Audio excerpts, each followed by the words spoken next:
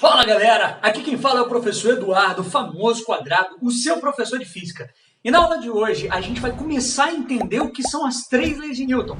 Você já deve ter ouvido falar sobre elas alguma vez na sua vida, né? Em estudos sobre força, sobre movimentos e aceleração e como essas coisas se relacionam, em geral, estão envolvidas com as três leis de Newton.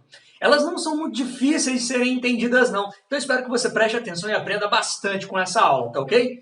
Olha só galera, quando a gente fala das leis de Newton, elas são as leis que relacionam, como eu falei para você, o movimento dos corpos ou essa tendência deles a se movimentar e a força. Então, antes de entender as três leis de Newton, você tem que saber o que são as forças, o que é uma força e qual é a definição dessa grandeza. Olha só que maneiro.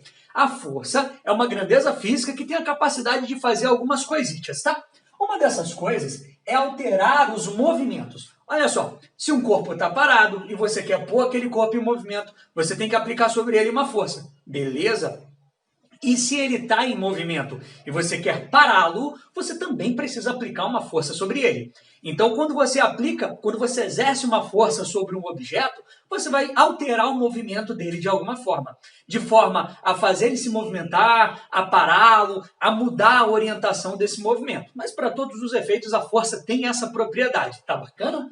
Além disso, ela também é muito usada para deformar corpos. Então, imagina que você acabou de tomar uma latinha de Coca-Cola e você amassa aquela latinha, exercendo sobre aquela latinha uma determinada força. Então, o que a força gerou sobre aquela latinha? Uma deformação. Legal? Então, essas são as duas principais funções da força. Alterar movimentos e deformar corpos, tá? É muito interessante que você saiba que a força é uma grandeza vetorial. E a gente sabe que as grandezas vetoriais tem que ser levadas em consideração e tem que tomar um cuidado muito grande, né? Quanto às orientações delas. Então, a direção e o sentido da força são muito importantes. Ou seja, saber para onde a força está apontando. Se a força está apontando para a esquerda, se ela está apontando para a direita, para cima ou para baixo. Saber disso vai determinar se você vai acertar uma questão ou não. Bacana? Então, a gente já sabe o que é força e a gente já sabe quais são as principais funções de uma força. Alterar movimentos e deformar corpos. Legalzíssimo isso aqui, né? Só que, além disso, eu quero trazer para você o conceito de força resultante. É muito comum que nos programas que a gente vai fazer daqui para frente, eu diga para você que sobre um corpo existe uma determinada força resultante. A força resultante não é mais uma força que surge atuando sobre aquele corpo, mas a força resultante vai ser, a partir de agora, a soma de todas as forças que atuam sobre o corpo. A gente sabe que sobre um corpo podem existir mais de uma força, não é verdade? Imagina que tenha um carro e esse carro esteja fazendo uma força para frente, que é a força motora, para que ele possa andar. Só que no sentido contrário, existe uma força, por exemplo, de resistência do ar, que tende a fazer esse carro parar. Existe força de atrito e a gente vai ver melhor sobre essas forças. Quando você está brincando de cabo de guerra, você aplica sobre uma mesma corda forças para os dois lados. Então, sobre aquela corda, podem estar atuando ali 1, 2, 3, 4, 5, 10 forças diferentes, tá bom? Mas sobre um corpo só existe uma força resultante, que vai ser, na verdade, a soma de todas as forças que estão atuando nele. Tá bacana? Então, se eu conseguir juntar todas as forças que atuam sobre um corpo, eu vou obter a força resultante? Isso mesmo. Olha o exemplo aqui para você, galera. Eu coloquei para você um blocozinho que tem uma massa. É importante que você saiba que todo corpo tem uma massa. Senão não vai ser um corpo, vai ser um fantasma, tá bom? Então, veja bem, sobre esse corpo existem três forças atuando sobre ele. Força 1, força 2 e força 3. Forças essas que eu chamei de F1, F2 e F3. Essas três forças atuam ao mesmo tempo sobre esse corpo e elas sozinhas vão influenciar esse corpo de uma certa maneira. Só que eu não quero saber o que cada força está fazendo com esse corpo. Eu quero entender como funciona a força total exercida sobre esse corpo, que é aquilo que eu estou chamando de força resultante. A força resultante vai ser a soma de todas as forças que atuam sobre esse corpo. Esse símbolozinho aqui, que parece um Ezinho grego, é chamado de somatória. Ou seja, a força resultante é igual à somatória, ou seja, a soma de todas as forças que atuam sobre aquele corpo. Uma observação muito importante. Se a força é uma grandeza vetorial, obviamente você não pode somar essas forças de forma escalar. Você tem que somar elas de forma vetorial também, tá? Então a gente tem que relembrar lá que quando a gente está falando acerca de vetores, caso esses dois vetores estejam no mesmo sentido, eu vou somar eles de fato, escalarmente. Caso eles tenham sentidos opostos, eu vou subtrair esses dois vetores. E quando eles são perpendiculares, eu vou aplicar o teorema de Pitágoras. Mas a gente vai ver isso melhor em alguns exercícios. Apesar de que essa não é a finalidade da nossa aula. Tá bacana? Então vamos lá. Vou somar todas as forças de forma vetorial e eu vou obter a força resultante. Muito legal isso aqui, tá? Agora que a gente já sabe o que é força, né? E o que é a força resultante, vamos entender as leis de Newton. Olha só, a primeira lei de Newton é a famosa lei da inércia. A lei da inércia fala basicamente o seguinte: se um corpo está em repouso e a força resultante atuando sobre ele é zero, a tendência dele vai ser continuar em repouso. E caso ele esteja em movimento e a força resultante sobre ele seja zero, ele vai tender a continuar em movimento retilíneo uniforme. Então, um pressuposto para a primeira lei de Newton, que é a lei da inércia, é essa aqui, ó, que a força resultante atuando sobre um corpo seja zero. Veja que eu não falei que não existe nenhuma força atuando sobre aquele corpo. Eu só falei que se eu somar todas as forças existentes, essa soma vai ter que dar zero, tá?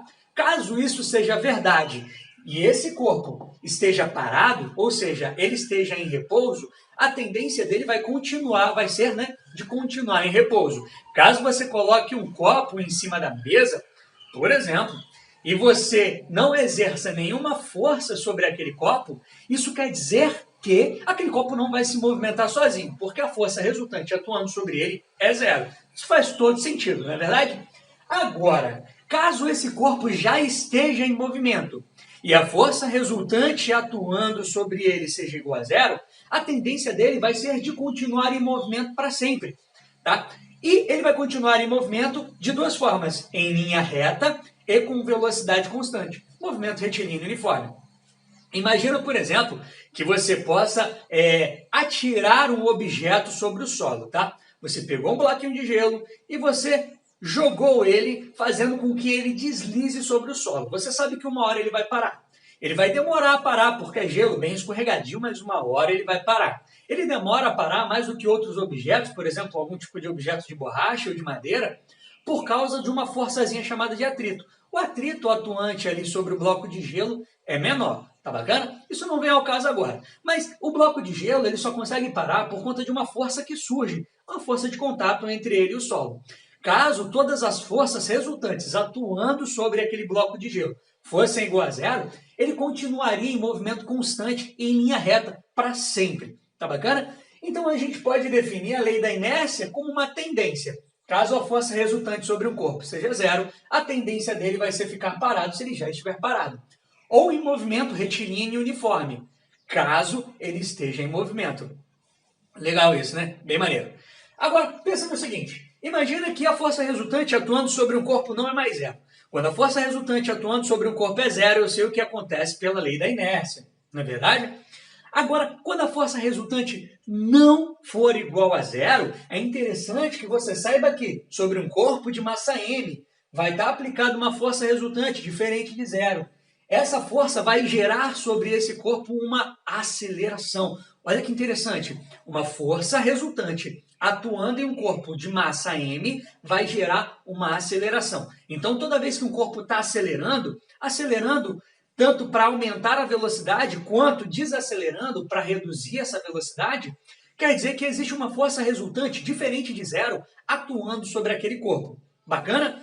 Olha só, a relação entre força, massa e aceleração vai ser dada por essa formuleta física aqui. Força resultante é igual ao produto da massa pela aceleração. Ou seja, uma força resultante aplicada sobre um corpo de massa m vai gerar uma aceleração. Ou seja, sobre um corpo de massa fixa, quanto maior a força aplicada sobre ele, maior vai ser a aceleração gerada. E quanto menor for a força aplicada sobre ele, menor vai ser a aceleração gerada. Só quero que você lembre-se, de novo, quando eu falo força resultante, eu não estou falando de mais uma força que existe ali, tá? Eu estou falando da soma de todas as forças existentes naquele corpo. Então, toma bastante cuidado com isso aqui, tá ok? Olha só, galera, é só interessante que você se lembre que a inércia, ela trata de um corpo onde a força resultante é igual a zero. E aí a gente tem uma tendência ao repouso ou ao movimento retilíneo uniforme, tá? Quando a gente fala da segunda lei de Newton, que é o princípio fundamental da dinâmica, a gente já introduz essa fórmula que relaciona a força, a massa e a aceleração. Aqui, a força resultante é diferente de zero, tá? Caso a força resultante seja igual a zero, a aceleração, por consequência dessa fórmula, também vai ter que ser igual a zero. Né? Se a força resultante é igual a zero e a aceleração é igual a zero, quer dizer que o corpo não está acelerando. Ou seja, ou ele está parado, ou ele está em movimento retilíneo e uniforme. Bem interessante essas duas coisas aqui, né? Então, bora lá para a terceira lei de Newton, para a gente finalizar esse conteúdozinho.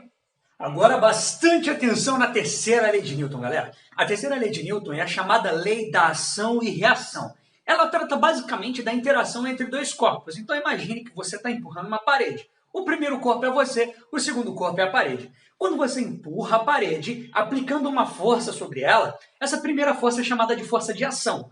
Só que a parede não vai deixar barato. Ela vai aplicar uma força de volta contra você. E aí essa força vai ser chamada de força de reação. Então, quando você exerce uma força sobre o corpo, ele reage com uma força. E as características dessa força de ação e de reação são definidas pela terceira lei de Newton. A terceira lei de Newton diz basicamente o seguinte: você empurra a parede com uma força F com uma intensidade. Ela vai te empurrar com uma força F de mesma intensidade. Lembrando que a intensidade da força é dada em newtons, em homenagem ao cara que leva, cujo nome é levado aqui pelas três leis de Newton, né? Então, a grandeza força é dada pela unidade Newton. Então, se você empurra a parede com 10 newtons, ela te empurra de volta com 10 newtons. Fechou? Fechou. Aí tá. Só que se você aplica uma força na vertical, ela te responde na vertical. Se você aplica uma força na horizontal, ela te responde na horizontal. Como assim? Empurra uma parede na horizontal. Ela vai reagir com uma força também na horizontal. Não existe jeito de eu empurrar uma parede e tomar um cascudo, aplicando uma força na horizontal e receber uma força na vertical. Não faz sentido. Então, esse par, ação e reação, além de ter a mesma intensidade, o mesmo valor, vai ter também que ter a mesma direção. Tá bacana? Só que o sentido vai ser oposto. Se você empurra a parede para a direita, ela vai te empurrar de volta para a esquerda. Então, a força de ação e a força de reação vão se relacionar da seguinte forma: mesmo módulo, mesma direção, só que os sentidos vão ser opostos. Iradíssimo isso aqui, não é verdade? Só uma observaçãozinha. Eu preciso que você entenda o seguinte: imagina que você vai empurrar uma cadeira e nesse processo de empurrar a cadeira, você empurra ela com 10 newtons. Ela vai te empurrar de volta com 10 newtons pela terceira lei de Newton, né? Beleza. Só que você pensa o seguinte: caraca, eu estou empurrando com uma força de 10, ela empurra com uma força de 10 de volta, essas forças vão se anular, porque elas têm a mesma intensidade e elas têm sentidos opostos, né? Pode ser um pensamento que te leve a achar que a cadeira não vai sair do lugar, mas você sabe muito bem que ela realmente sai do lugar. Tá? Isso acontece porque quando você aplica uma força de 10 newtons sobre a cadeira, essa força está aplicada sobre a cadeira. Caso você aplique essa força de 10 newtons sobre um outro objeto, essa força vai estar sendo aplicada sobre aquele outro objeto. Só que a cadeira reage. Ela reage com uma força de 10 newtons aplicada sobre você. Então, olha, a ação está na cadeira e a reação está em você. Então, essas forças não têm como se anular porque elas não atuam em corpos diferentes. Isso é uma verdade, tá? No par, ação e reação, eles não vão atuar em corpos iguais, tá? Eles vão atuar sempre em corpos diferentes. O par, ação e reação sempre atua em corpos diferentes. Sempre, sempre, sempre. Tá bacana? É interessante que você saiba que apesar das forças terem o mesmo módulo, né, a mesma intensidade, os efeitos dessa força em corpos diferentes vão ser diferentes.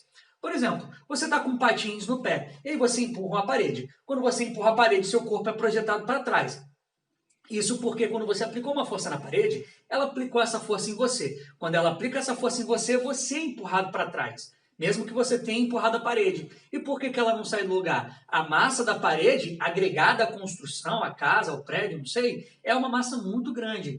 Então, aquela força que você aplicou nela não é suficiente para causar um movimento nela. Mas a força de reação foi suficiente para causar um movimento em você. Quando foguetes são lançados ao espaço, por exemplo, os gases de combustão, né, aquele fogo que sai batendo na Terra, aqueles gases de combustão exercem uma força sobre a atmosfera, sobre o ar, que reage aplicando uma força sobre o foguete. e aí ele consegue voar. Tá? Então a terceira lei de Newton, para ação e reação, é muito importante para o estudo onde você tem dois corpos interagindo, tá legal? Se você não entendeu muito bem, eu vou resolver um exemplozinho aqui para você ver como é que se resolve questões relacionadas às três leis de Newton.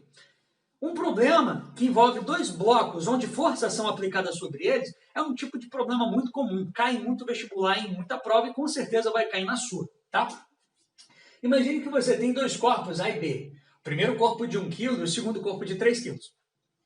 Sobre o corpo A está sendo aplicada uma força de 20 newtons para a direita. Sobre o corpo B, uma força de 4 newtons para a esquerda. Legal, né? Na interface, ou seja, no contato entre esses dois corpos, existe uma força de ação e uma força de reação. Galera, toda vez que você tiver dois corpos em contato, nessa superfície vai existir uma ação de um corpo e a reação do outro corpo. Por exemplo, essa força de 20 newtons empurra A, e A, por consequência, empurra B, com uma força que eu chamei de força AB, a força que A faz em B. Só que quando A empurra B, o que B faz? Aplica uma força FBA, que é a força que B aplica em A. Então, FAB e FBA formam passam em reação. Força B aplica em B, força BA aplica em A. As duas forças têm a mesma intensidade, têm a mesma direção, só que os sentidos são opostos, né? Além dessa força FAB estar sendo aplicada sobre o corpo B, sobre ele também tem uma força de 4 newtons. Legal? Legal. Olha só, galera, eu quero que você defina para mim a aceleração, tá? A força resultante atuando sobre esse sistema e a aceleração dele. Pensa na força resultante. Estou considerando esse sistema todo como sendo uma coisa e eu vou somar todas as forças, porque força resultante é a soma delas. FAB e FBA não têm a mesma intensidade? Tem a mesma intensidade, só que tem sentidos opostos. Por consequência, essas duas forças acabam o quê? Se anulando, não é verdade? Então, ó, coloquei um xizinho em cada uma. Elas se anulam e aí sobram duas forças, de 20 newtons e de 4 newtons. Só que essas forças também têm sentidos opostos. Você está empurrando um objeto para a direita com uma força de 20. Seu amigo está empurrando para a esquerda com uma força de 4. Essas forças vão ser subtraídas, tá? 20 menos 4 dá 16. Essa é a força resultante. 16 newtons é a força resultante que está atuando sobre esse sistema como um todo, tá? Já que a gente sabe que a força resultante é massa vezes a aceleração vai poder ser escrita como força resultante sobre a massa. A força resultante aplicada sobre esse sistema todo é 16 newtons. E a massa, já que eu estou considerando esses dois blocos como sendo uma única coisa, é a soma das massas deles. 1 mais 3. 16 sobre 4 dá 4 metros por segundo ao quadrado, que é a unidade da aceleração. Olha que legal. A gente definiu a força resultante aplicada sobre esse sistema. Depois a gente definiu a aceleração, 4 metros por segundo ao quadrado. E se eu te perguntasse qual é a força de contato que surge entre esses dois corpos, você pode calcular FAB ou FBA. Tanto faz. Por que tanto faz? Já que elas são para ação e reação, elas vão ter o mesmo módulo. Se elas têm o mesmo módulo, calculando uma ou outra, não vai fazer diferença nenhuma para você, tá? Só que para descobrir essa força de contato entre dois corpos, você tem que escolher apenas um.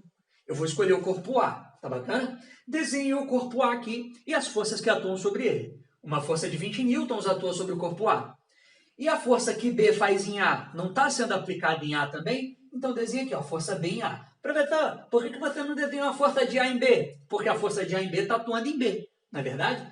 Então aqui no corpo A tem uma força de 20 e uma força BA. Ele tem 1 kg e a aceleração dele é de 4 metros por segundo ao quadrado.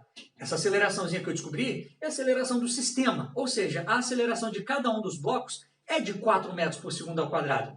Legal? Agora, eu vou aplicar de novo a segunda lei de Newton. Força resultante é massa vezes aceleração. A força resultante, já que essas duas forças têm sentidos opostos, é uma menos a outra. 20 menos FBA. Isso tem que ser igual a massa vezes a aceleração. A massa vale 1 kg e a aceleração 4. 1 vezes 4 dá 4. Esse 4 que vai estar aqui vai passar para a esquerda, subtraindo. E o FBA, que está negativo, vai passar lá para a direita, positivo. Olha o que eu tenho. 20 menos 4 é igual a FBA. Logo, FBA é igual a 16 newtons. Então, a força de contato entre esses dois corpos é de 16 newtons. É uma força diferente dessa daqui de 20 e uma força diferente de 4. Coincidentemente, é igual à força resultante. Mas nem sempre a força de contato entre dois corpos vai ser igual à força resultante atuando sobre eles. Então, toma muito cuidado com isso, tá bom? Galera, se você não entendeu algum ponto do conteúdo, comenta aqui embaixo, tá? A sua dúvida que eu vou responder para você. Bacana? Até a nossa próxima aula. Bye, bye.